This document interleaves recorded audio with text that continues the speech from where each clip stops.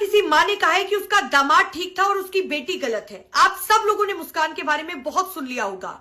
मुस्कान ने सबसे पहले अपने पति सौरभ को बेहोशी की दवा दी, उसे बेहोश किया, उसके बाद उसके सीने पर जाकर बैठ गई और चिकन काटने वाले चाकू को उसके सीने पर रख दिया।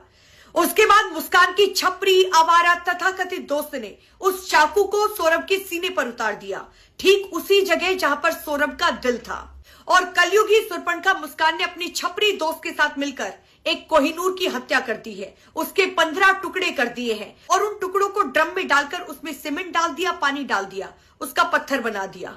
पहले मुस्कान और साहिल एक दूसरे से प्यार करते थे, लेकिन उसके बाद मुस्कान की शादी हो जाती है सौरभ के साथ और सौरभ अपनी पत्नी से बेइंतहा प्यार करता है, जिसे आज की शब्दावली में ब्लाइंड लव कहते हैं। उसके बाद आता है कोरोना काल, साल 2019।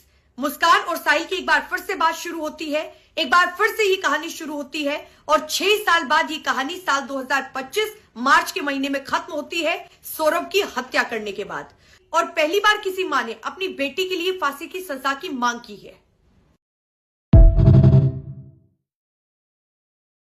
पहली बार किसी मां ने कहा है कि उसका दामाद ठीक था और उसकी बेटी गलत है। आप सब लोगों ने मुस्कान के बारे में बहुत सुन लिया होगा। मुस्कान ने सबसे पहले अपने पति सौरभ को बेहोशी की दवा दी, उसे बेहोश किया, उसके बाद उसके सीने पर जाकर बैठ गई और चिकन काटने वाले चाकू को उसके सीने पर रख दिया। उसके बाद मुस्कान की छपरी आवारा तथाकथित दोस्त ने उस चाकू को सौरभ के सीने पर उतार दिया, ठीक उसी जगह जहां पर सौरभ का दिल था। और कलयुगी सुरपणखा मुस्कान ने अपनी छपरी दोस्त के साथ मिलकर एक कोहिनूर की हत्या कर दी है। उसके 15 टुकड़े कर दिए हैं और उन टुकड़ों को ड्रम में डालकर उसमें सीमेंट डाल दिया, पानी डाल दिया, उसका पत्थर बना दिया।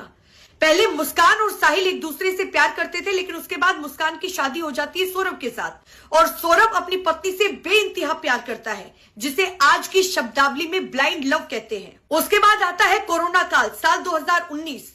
मुस्कान और साहिल की एक बार फिर से बात शुरू होती है, एक बार फिर से ये कहानी शुरू होती है और 6 साल बाद ये कहानी साल 2025 मार्च के महीने में खत्म होती है सौरभ की हत्या करने के बाद। और पहली बार किसी मां ने अपनी बेटी के लिए फांसी की सजा की मांग की है।